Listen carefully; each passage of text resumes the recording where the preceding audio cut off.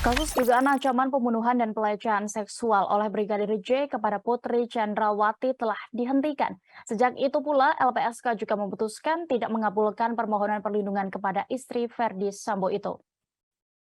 Selain itu, keputusan LPSK dinyatakan mutlak karena jajarannya menilai tidak ditemukannya bukti atau fakta tindak pidana pelecehan seksual.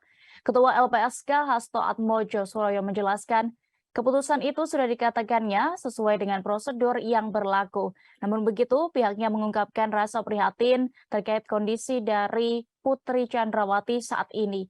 Dikabarkan istri Verdi Sambo itu tengah dalam keadaan trauma seusai insiden pembunuhan terhadap Brigadir J di rumah dinas suaminya. Dirinya menjelaskan kondisi Putri Chandrawati itu perlu mendapatkan penanganan segera. Tapi Hasto mengatakan hal itu bukan bagian dari kewenangan pihaknya untuk memberikan berupa pelayanan psikologi kepada Putri.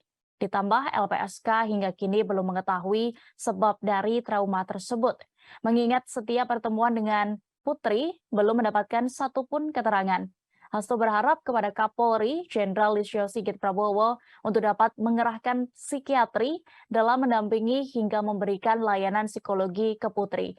Hal itu perlu dilakukan supaya tidak terjadi sesuatu yang dapat membahayakan kepada psikis Putri Chandrawati itu sendiri.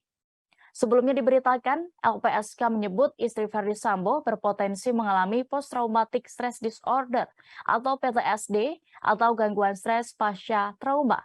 Hal ini berdasarkan hasil dari pemeriksaan medis, yakni psikiatri dan psikologis yang telah dijalani Putri oleh LPSK pada Selasa 9 Agustus lalu.